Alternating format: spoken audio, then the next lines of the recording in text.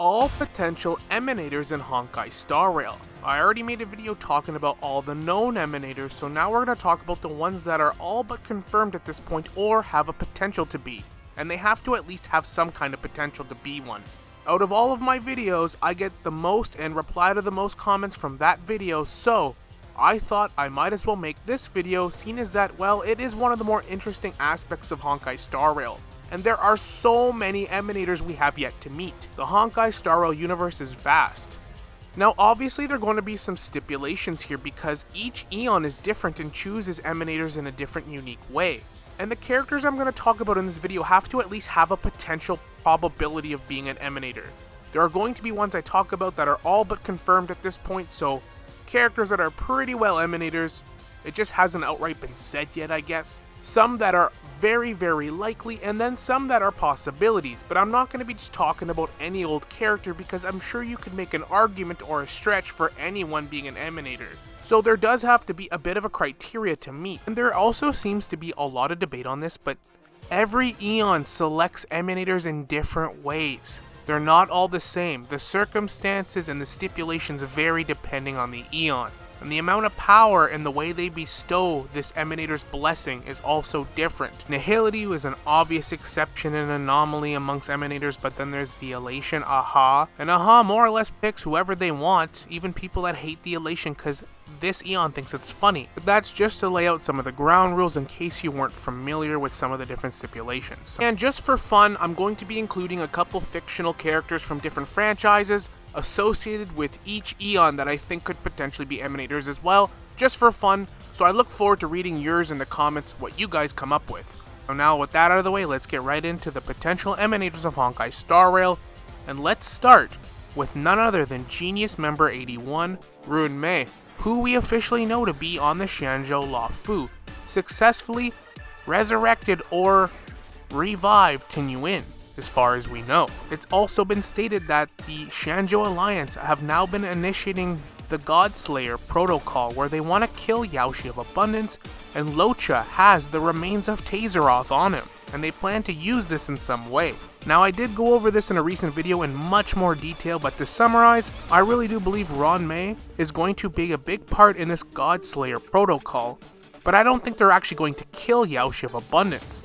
I think they're going to try to assimilate or absorb it. How, you might ask? Well, create a new Aeon. The propagation and the abundance are both pretty flawed Aeons. Both of them sort of resemble quantity, massive amounts of things. Propagation is the action of widely spreading and promoting an idea, theory, species, breeding, etc.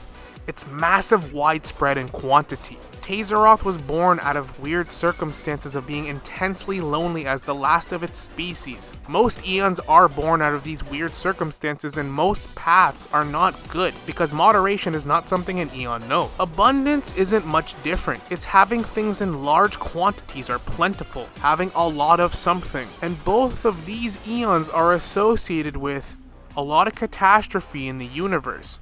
The Swarm disaster, and the Shanzhou Alliance is constantly having to fight back the denizens of abundance. Literally, so many planets are devastated by these individuals. But if you can create an Aeon that has a much broader and stronger path and ideal, it would successfully absorb Yaoshi of Abundance and get rid of this problem. Herta herself describes Ruan Mei as a master of creation and specializes in developing organisms and life sciences. And similarly to how the first ever Genius Society member Xandar created Nows of Erudition and then became its emanator, I think Ruan Mei would create a new Aeon, an Aeon of creation, and that Aeon would absorb Yaoshi of Abundance, and then getting rid of the problem altogether. When Sheepei of Harmony rose into Aeonhood right around the end of the Swarm disaster, it almost immediately absorbed Enna of Order because their paths collide and Harmony was the stronger path. Creation itself is the action or process of bringing something into existence. Less about quantities and having a lot of something or widespread of something. It is just simply the action or process of bringing something into existence. I think this path would be much broader and stronger, and it is the exact path that Ruan Mei would create. And like Xandar, this Aeon would make its creator an emanator. If anything qualifies you to be an emanator, it's literally being the mother of an Aeon. Come on. And she almost successfully revived or recreated an emanator of propagation. Again, I think she could pull this off. As for my 2 cameo characters for propagation, that's tough. I'm gonna say Twice from My Hero Academia. That guy was a duplicating menace. And I'll go with the spider guy off of Harry Potter, that big ass spider. Yeah, I think that fits.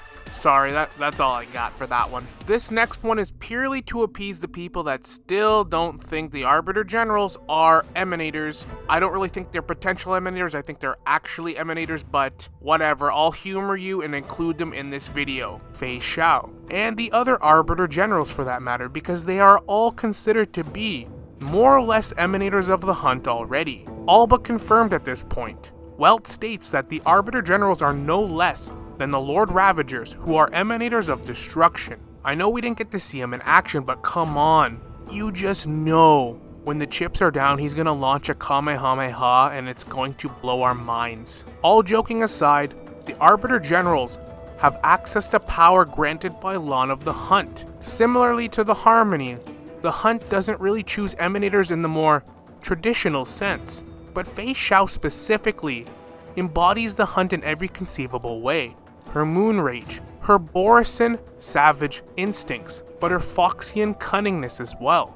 And she's adept with every type of weaponry you could imagine. She has been hunting down the denizens of abundance and the destruction relentlessly more than anyone else alive, and she's vowed to kill a Lord Ravager herself.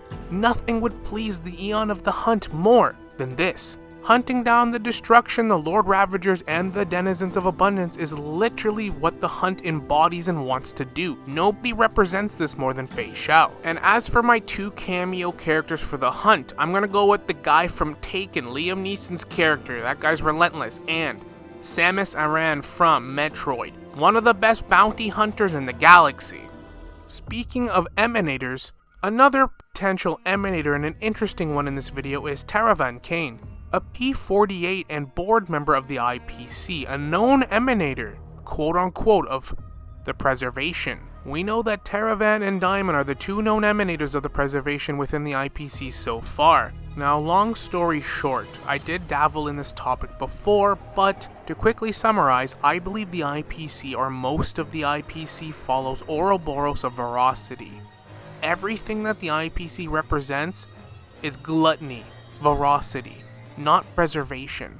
Opening trade networks to other planets is the exact opposite of what Qlipoth wants to do. And Taravan Kane himself is an emanator, but the people that do know him wonder if he even follows the Preservation, and everything described about him, his tactics to incentivize growth, gaining resources, even his gluttonous diet and nature, suggests that he might actually be an emanator of the voracity all along, and that the IPC is disguised as Preservation.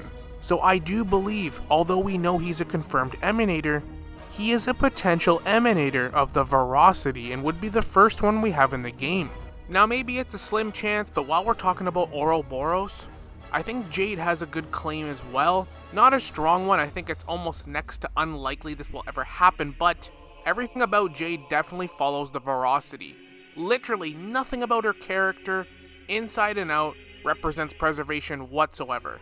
Plus we know the IPC and the Stonehearts all have their own agendas. Yes, she does have a cornerstone from Diamond, but Opal even said, the Stonehearts mainly just want to do what they want, and this is a means to an end for them.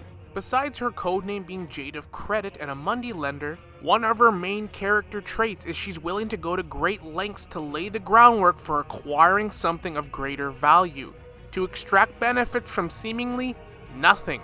So if you're a poor client, she'll find anything to gain. A favor, a debt in the long run, information, something else of value, literally just about anything. And that is her entire character trait. And the voracity, the term, means the state of being very eager to have a lot of something. It could be anything. And in my honest opinion, I really will be surprised if the IPC in general follows Preservation at this point. Everything they do with the planets, the credit they gain from all these planets, being so eager and desperate to indoctrinate basically the entire universe, I think they're a massive farm for Ouroboros at this point. And all the planets that don't want to cooperate, they get really angry. Look at Topaz, she got demoted immediately. And out of all of the characters we've met, I think the quote-unquote Emanator of Preservation, Taravan Kane, is actually a Emanator of Voracity. Very good chance. And Jade has a very good chance to be, at the very least, associated with this Aeon as well. Now, as for my cameo characters, for Voracity, I'm gonna go with Galactus from Marvel, the literal devourer of worlds, and of course Homer Simpson, because that guy is a literal bottomless pit. If you can put a hot dog stand guy's kid through college, you are definitely an Emanator of Ouroboros. Yeah, I'm talking about most of the niche Eons first, all the ones we know the least about, I guess besides Lana the Hunt. I'm gonna talk about the Finality. And I think this one's pretty obvious. I think Elio is an Emanator of Finality. I think he's almost gotta be at this point. He is the mastermind behind the Stellaron Hunters and orchestrating the main meat and potatoes of Honkai Star Rail's entire plot. We know that only an Aeon can kill an Aeon, as far as we know, and it seems like our Trailblazer is on the path to become an Aeon, collecting paths from different Aeons and with a Stellaron in our body. I can only guess at this point, but I do think with Elio's scripts and foresight, he is definitely an Emanator of the Finality, especially now that we know that the Stellaron Hunters do follow the Finality. However, another character I think has a very tiny chance, maybe this is a pipe dream, but Kiana Kazlana from Honkai Impact 3rd.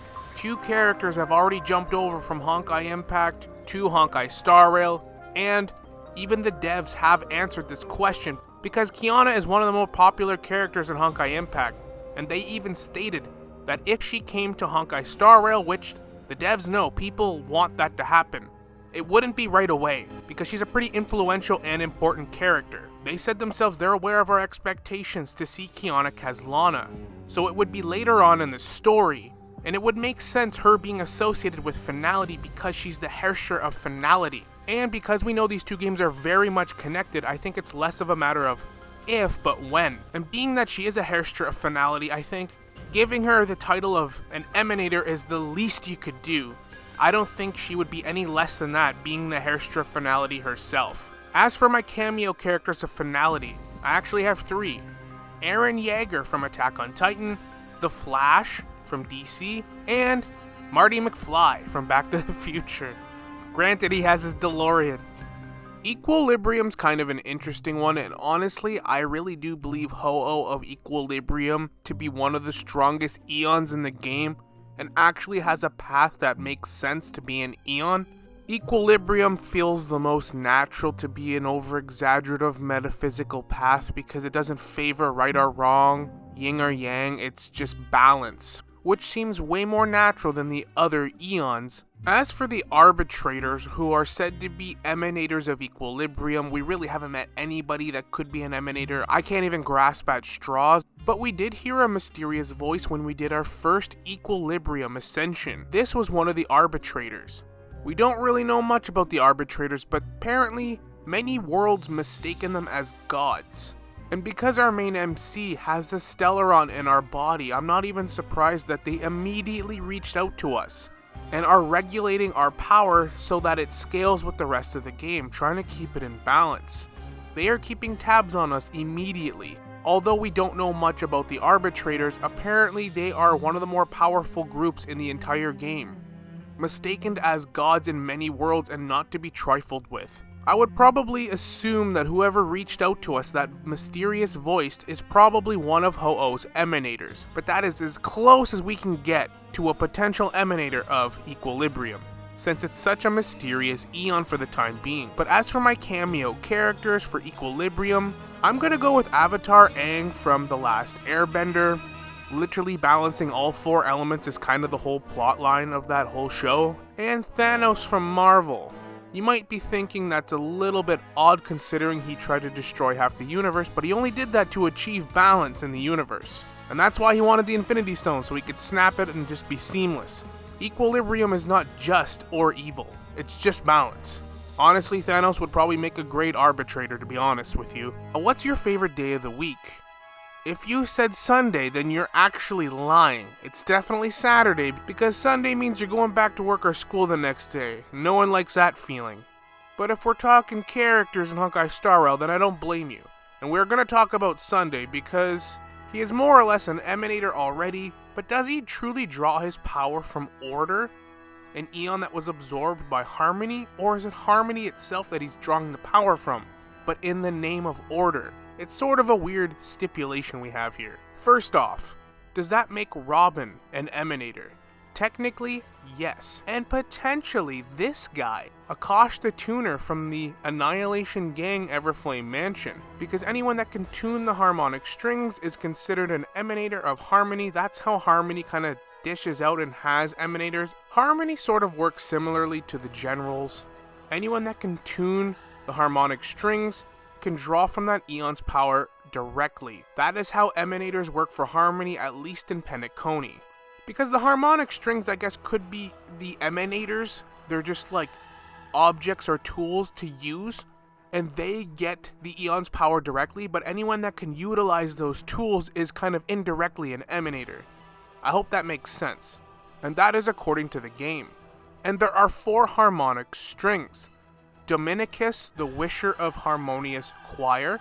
That's the one Sunday tried to corrupt with Order in the boss battle. Ellen of the Commander of the Eternal Centurion. Constantina, the singer of the Panacoustic Theater. That's the 3rd one. And then the 4th one is Beatrice, the Merrymaker of the Blissful Ball. Maybe Penacony will explore these other harmonic strings at some point. We know that Sunday corrupted Dominicus, and then Robin was able to use her emanator tuning powers to free it and cancel it out in the boss battle. And we know that because of Order's influence, this harmonious choir changed shapes and became the embodiment of the hive mind in Penacony. This is sort of where Order and Harmony are kind of intertwining during this boss battle, because technically I guess Sunday is drawing the power of Harmony, but he's also drawing Order within Harmony. The Aeon of Order wasn't just willy-nilly killed, it was absorbed by Harmony because the paths collide because they intertwine. That's the whole point of assimilating another path. Order is part of Harmony, so in turn, Sunday has great control over an aspect of Harmony, the part that overlaps with Order. And Sunday truly did want to make everyone's life in Penacony easier just sort of by control and order. But like Order, it was always doomed to fail because it's too extreme, too much control. And because we know in the game, if an Aeon falls or is absorbed, that doesn't mean the path is gone. You can't just eliminate the concept of Order. Because that Aeon doesn't exist anymore, Aeons are risen out of a path during extreme circumstances, all of these Aeons, as we already talked about with Tazeroth. So for Order to be manifested out of Harmony makes perfect sense. I actually read a really interesting comment somewhere that explained this in a kind of funny way. It's like if you have a bag of Skittles, Sunday's just picking the red and green ones, leaving the rest. So when he draws power from Harmony, he's picking the red and the green ones. So technically he's using the Harmony, but he's using Order within Harmony. So technically, I guess they're both right. And he is technically an emanator, but I do believe him to be more or less an emanator of Order itself because that's the path he was wholeheartedly empowered and embodied. It just came through the Harmony. As for Akash the Tuner, I believe him to be an ex-family member. I believe all the Annihilation Gang members we met in the trailer are ex-members of those factions. Dubra the Scribe, a mourning actor, opposing the Elation. Constance of Dalia is a cremator, a rogue memo keeper. This guy an ex-family member from Penacony.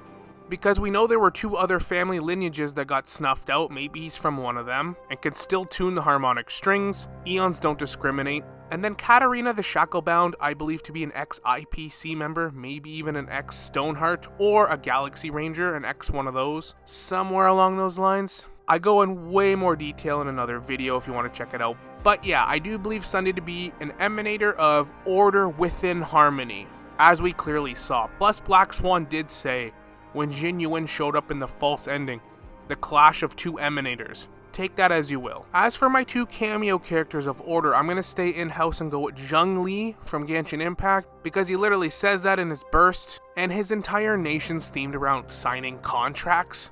Like, really? Not stability? or preservation, something related to rock and geo, literal signing contracts, you control freak. And another one, this is a hard one. I'm gonna go with White Shroot from The Office. Yeah, I feel good about that pick. As far as harmony goes, we can only really speculate. I'm assuming other family members that can tune the harmonic strings. Possibly Odie, who we met in 2.3 from the Alfalfa family. He's the head of that family. Maven Ellis, who's the head of the Iris family, could potentially be a tuner. Sir Whitaker of the Nightingale family, that could possibly be a tuner. But as far as we know, Sunday and Robin are the only two that can officially tune that we actually know. So those are just guesses. I'm sure there's more within Penacony though. I doubt they were the only two, but that's my best guess. As for my cameo characters of harmony, that was by far the hardest one to come up with. Jeez, I don't know. Snow White from Snow White and the Seven Dwarves, Disney, I guess. And jeez, I have to really think about this one. Harmony. Beetlejuice. Shut up! I'm gonna go with Care Bears. I don't know. They kind of work together, they care. That's the best I got. You guys can bail me out on this one in the comments, hopefully. For Long the Permanence, the deceased Aeon, the Dragon Aeon. This one is very, very interesting. And I know this Aeon is dead. Permanence for Long isn't like permanent, like immortality, like abundance, but like a bloodline, which is sort of implied by that trailer of Long the Permanence. And like I talked about, every Aeon has different types of emanators in unique ways. And Long the Permanence had basically offspring called scions, which are descendants of the Permanence and are literal children of them. So, along with all the Vidyadhara of the Shanzhou Alliance, the dragon-like species. Now, I'm not going to say that they're all emanators because they're all descendants, but I think the 5 High Elders of Long the Permanence might actually be genuine emanators, or at least the closest thing that this Aeon has to an emanator. So yeah, I'm going to say the 5 Elders, and Arbiter Lune being one of them, Dong Feng, who now we know as Dong Heng. This is one of those cases where I think emanators, but without the title. Like the word emanator isn't slapped on there for a lot of Aeons. It's just, you're a High Elder, you're a scion, and one of the 5 main dragons of Long the Permanence. But that's the closest potential emanator of this Aeon. As for cameo emanators of Long the Permanence, I'm gonna go with Smaug.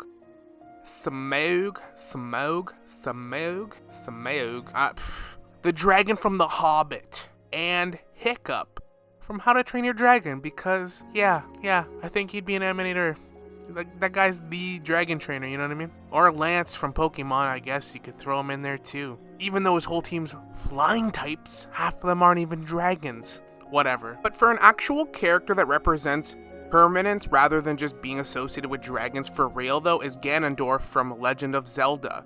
Like the Scions of Permanence, Ganondorf always comes back. He's reoccurring, you can't get rid of him, and he always claims the Triforce of Power. No matter which game, which generations, hundreds of thousands of years, he will always be back. He's the best cameo I can come up with that actually represents permanence. Oh, the destruction. Does this Aeon even need any more emanators? We know the Lord Ravagers, and there's a few extra that we don't even know yet. There's like 7 of them. And there's one character that I genuinely feel has a genuine potential to be an emanator of destruction. Kafka. You might say to yourself, that's crazy. Kafka is directly opposed to the destruction, along with the other Stellaron hunters. They're trying to stop the destruction. We, the MC, might be their plan to actually kill this Aeon. But like the Abundance, Locha is blessed from Abundance, but wants to kill this Aeon. Aeons don't discriminate. They're not like people where they're vengeful and spiteful if you betray them. They're just a metaphysical path, and embody that path. Kafka literally embodies destruction. She is deadly, and she has one of the craziest powers and gimmicks in the entire game, the Spirit Whispers. She told us that it doesn't work on Aeons though. She can't mind control Aeons. Crazy. So does that mean she can control other emanators? And how vast is this ability? It is said that she can control inorganic life as well. That's nuts. Not to mention her actual power level is absurd. And Nanook is known to seek out unique aspects of destruction. not just your typical blowing stuff up. Phantalia is a good example of this. There's also another Lord Ravager, Iron Tomb, who basically destroys your homeworld from like a technological standpoint, disrupting and taking away and messing with that civilization's technology and watching it crumble. It'd be like in our own real world if you just shut down technology and the internet and everything overnight. It'd be a nightmare. I mean, we saw with the pandemic and the toilet paper. Imagine if you shut down the power grids, shut down all communication, airports, satellites, it'd be nuts. But I do think Kafka fits into this category, and Nanook would actually probably find her a great addition to the Lord Ravagers. I don't think she would obviously accept, but that doesn't stop the Eons. They don't care. As for my cameo characters for Destruction, Doomsday from DC, I think even Asta too from Black Clover. Even though he's a good guy, he kind of resembles destroying the entire aspect of what Black Clover is. A show with spellcasters and magic, and he's the only one that wields anti-magic. Destruction doesn't always have to be evil, or bad, I guess. Because Destruction is kind of an easy one to find. Frieza from Dragon Ball Z would be, at minimum, Nanook's strongest emanator. At best, and let's be honest, Frieza would probably try to kill all the Eons and conquer the galaxy. And directors of Game of Thrones, because I still haven't forgiven you for season 8, and I never will. It's been 5 years, I'm still pissed about it. The Elation. Funny thing about the Elation.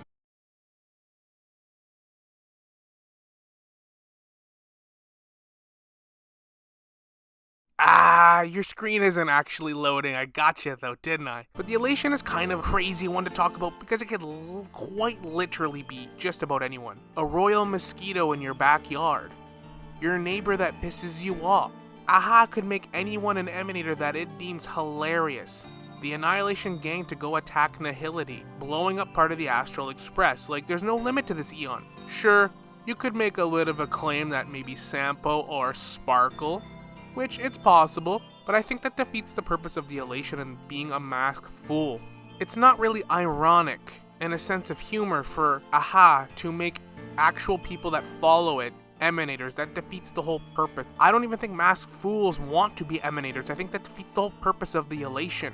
But the Morning Actors are a group of individuals who actually hate and directly oppose this Eon. So, since I truly believe Dubra the Scribe to actually be a morning actor, again, made a whole video about it if you want to check it out. This is the only morning actor that I know of in the game. So potentially, Dubra the Scribe is or could potentially be an emanator of Elation, depending on how that whole story develops. Another character that I would see Aha picking as an emanator is Silverwolf. Now you might be saying, well, that doesn't make any sense. Why not Erudition? Yeah, she's super smart. Nows of Erudition looks for people who are obsessed with seeking and unraveling the mysteries of the universe, learning knowledge. Silverwolf doesn't care about that. She likes messing with people, messing with dangerous factions. She's so insanely good at what she does and so smart she can hack the simulated universe and mess with the Genius Society, the IPC, the Intelligentsia Guild. If I was Aha, I would definitely make her an emanator. She sort of kind of embodies the Elation a little bit. She sees the universe as a giant game, and she has an ability called ether editing that allows her to hack and alter reality. Nuts. The only thing nerfing this ability is how far the writers are willing to go with it. And as for the Eons, that should probably make an ally of Silverwolf. Aha is one of them, and Mythos. What character in the game could mess with history and knowledge and distort it like Silverwolf? Let's not get ahead of ourselves here though. As for my cameo characters of Elation, I'm gonna go with Deadpool, the Joker, I don't think I have to explain these ones, and the Mask. Jim Carrey's version, I don't think I have to explain that one either. Speaking of Mythos though, Mythos' whole shtick and whole existence is to challenge the erudition. Shroud all their certainties in a mist of fog and doubt. Literally messing up history, changing facts, obstructing history itself. Again, I would be recruiting Silverwolf if I was this Eon as an emanator 100%, but that's highly unlikely. But the history fictionologists are a group of notorious enigmatic followers who are responsible for numerous false histories and information and the obstruction of it. I mean, when you learn what Ruan Mei is doing in her spare time, I guess I understand why this Aeon exists in the first place. It's like a Tony Stark creating Ultron situation. Sometimes you need Mythos to just shroud this up a little bit. As for the emanators of this Aeon, it more or less alludes to the history fictionologists. So our number one candidate to be a potential emanator is obviously Gallagher, who is part of the Bloodhound family of Penacony. As for cameo characters for the Enigmata, I'm gonna go with the Riddler from Batman. That one's fairly obvious, but another one, yeah, I'm gonna go a little more darker tone here than I usually do, and I'm gonna say the people that make up the curriculum in our school boards. As for Erudition itself, nows, there are only 3 confirmed emanators or past emanators of Erudition, but I'm sure because the Genius Society is recognized by this Aeon, that I think Screwllum, if he's not already or isn't recognized quite yet, has a very good potential to be an emanator of Erudition. Not only is Screwllum one of the smartest beings in the entire Honkai Star Rail universe, but he's a mechanical life form. He even led the resistance to help stop Genius Society number 27 Rupert, who started a war that almost caused the IPC to actually exterminate all mechanical life forms if it was going to be that much of a problem. But Screwllum won peace for all mechanical life forms. And then an industrial age began on planet Screwllum. Screwllum's hacking abilities are also equal to or on par with Silverwolf. However, we haven't seen Silverwolf take it seriously yet. She's a teenager that likes to goof around. But still, the only real difference is Screwllum is limited to being a mechanical being, so maybe he doesn't have the human intuition, that's that little X factor that humans have over mechanical artificial beings. And now as of Erudition itself actually appointed him to be the 76th member of the Genius Society. And he's done lots of work on the simulated universe. I think what stops Dr. Ratio is that his ambition for knowledge and intelligence is different from what Nows of Erudition actually seeks, so that's why he's not recognized. Dr. Ratio has an actual moral compass and wants to better planets and humanity, different life forms. Erudition is just a literal manifestation of knowledge obsession, unraveling the secrets and mysteries of the universe, for the sake of doing it. Dr. Ratio is an example of a character that balances knowledge but wisdom, which is why I believe Erudition doesn't even notice or won't acknowledge him, just to clarify that. As for my cameo characters of Erudition, I'm gonna go with Albert Einstein, Sheldon Cooper from Big Bang Theory, and Tony Stark, obviously. We gotta go with Iron Man, come on. Now, talking about fully of Remembrance is interesting because Welt had an interesting line about all memo keepers being emanators, but I think he might have meant all the emanators are memo keepers. So not that all of the memo keepers just happen to be emanators, but all of the emanators of Remembrance just happen to be memo keepers. It's really hard to say exactly, and obviously it's easy to say, well, Black Swan's really the only one we truly know about, so to say that she is a potential emanator when there's all kinds of memo keepers out there seems sort of a cop-out, but Black Swan is significant. Because not only is she the memo keeper that we are introduced to, making her significant, but she's quite immensely powerful. She played a huge role in Penacony, and at the end of 2.3, it looks like she's going to join the Nameless for a little while at least. We know memo keepers are fascinated with the Nameless because they have the greatest memories, they travel around. So yes, Black Swan being a memo keeper does give her an automatic potential, especially with her power level, to be an emanator or even a potential one in the future, of course. If fully the Remembrance is going to make an emanator out of one of its memo keepers, Black Swan seems to be a good candidate, but there's more to it. Black Swan references and puts us on a path to a new location. A world that has 3 different eons it follows. She also says this new world is hidden outside of observation. Very few people know about it. Even the Trailblaze Aeon never visited this world before. And that for the most part only the Garden of Recollection actually knows about its existence. The land of Amphorius. Now does this mean Black Swan's going to join us on our next journey? Probably. She'll be the one leading us here, and I do think we're going to get more Remembrance when we go to this new planet and Black Swan to play another huge role. And I do think we're going to unravel a lot more about her character in this new world because she was definitely more of a side character in Penacony. And although she did play a big role, I think she'll play an even bigger role in 3.0 in that new place we visit. And this also means that Black Swan is just going to be that much more of a significant character in the main story. And if Welt actually meant all memo keepers are emanators, then she already is one.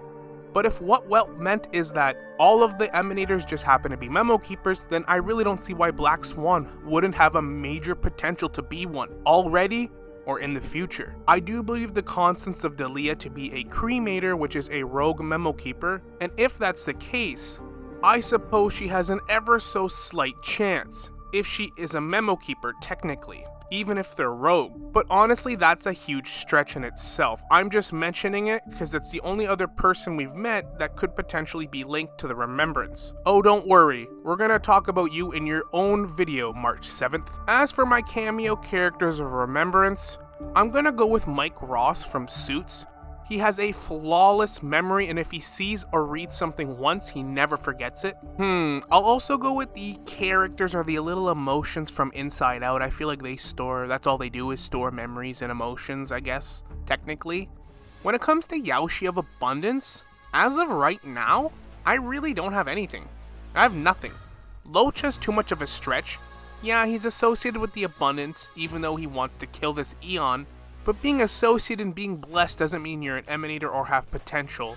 I mean, I suppose it's not impossible, but if I think his whole story arc is to kill this Aeon, I don't think that he's just going to become an emanator within that time frame. I doubt it. And there really isn't any other characters that have a potential at this moment. I actually wish there was an emanator of abundance that shows up in the story because I think that would be really interesting.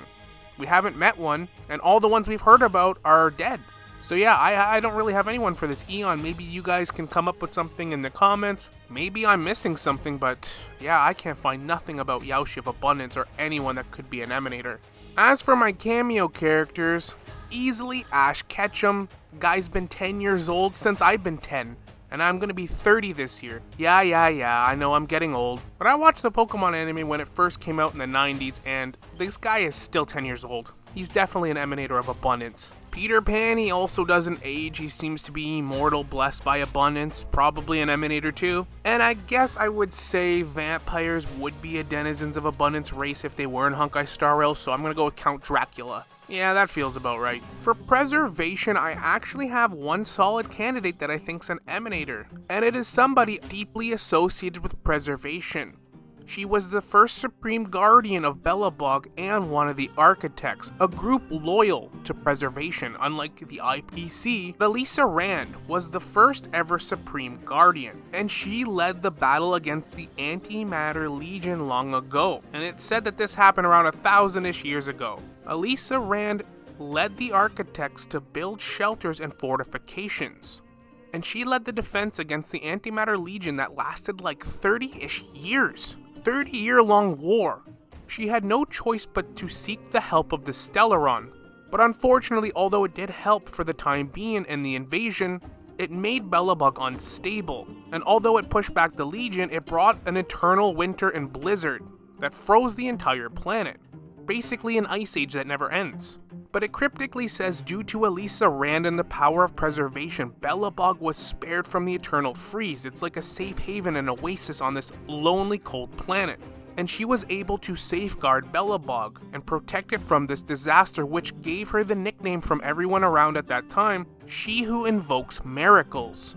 So it makes me believe that maybe 1,000 years ago, nobody really knew what emanators were, or maybe she didn't even know, but I think she used power of preservation and was blessed by Claypoth to safeguard Belobog. That seems like a true preservation emanators type of power if you ask me. And she led the war for 30 years, was an architect, and built fortifications. Everything about this character would definitely earn her the gaze of preservation. Not to mention our main MC in the main story quest during the battle with Cocolia picked up her lance and instantly earned Claypaw's gaze. She was obviously a significant being that instantly the Aeon of Preservation recognized as soon as we picked up her ancient weapon. She has an incredibly high potential to have been an emanator of preservation during her time, and it's very likely that Belobog survived to this day because of her emanator powers. It certainly heavily suggests so. As for cameo characters of preservation, I'm gonna go with Austin Powers, classic. Bucky Barnes or Captain America, same thing, frozen in ice, put on ice for like almost 70, 80 years, still in tip-top shape. Tom Cruise could be preservation or abundance, that guy doesn't age at all, never changes. Nihility is really a strange one because Acheron shouldn't even be an emanator, and Nihility doesn't even associate with anything other Eons individuals, so in theory there should never be emanators. People that are self-annihilators and step into IX's shadow are basically trying to fight for their lives, trying not to be utterly consumed, whereas I think Acheron fully embraces and revels within it, even though she wants to also escape. And it's said there might be some other self-annihilators or doctors of chaos that might be emanators of this Eon, very vague.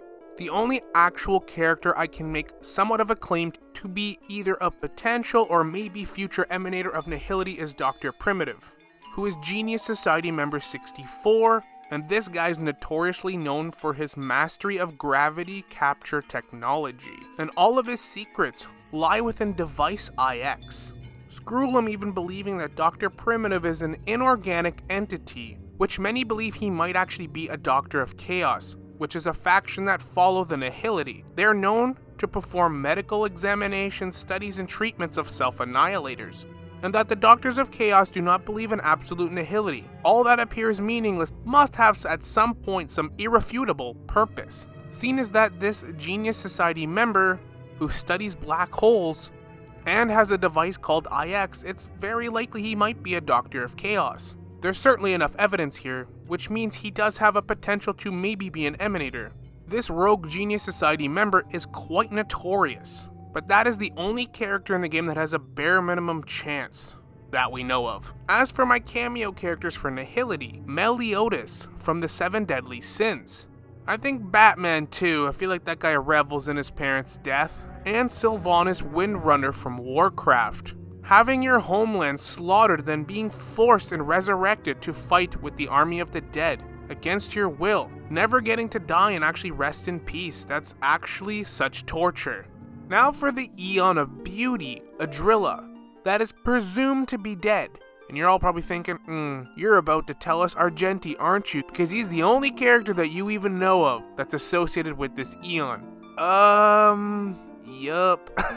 Actually, it's not Argenti. I actually don't believe him to be an emanator, just a very, very loyal follower of the Eon of Beauty.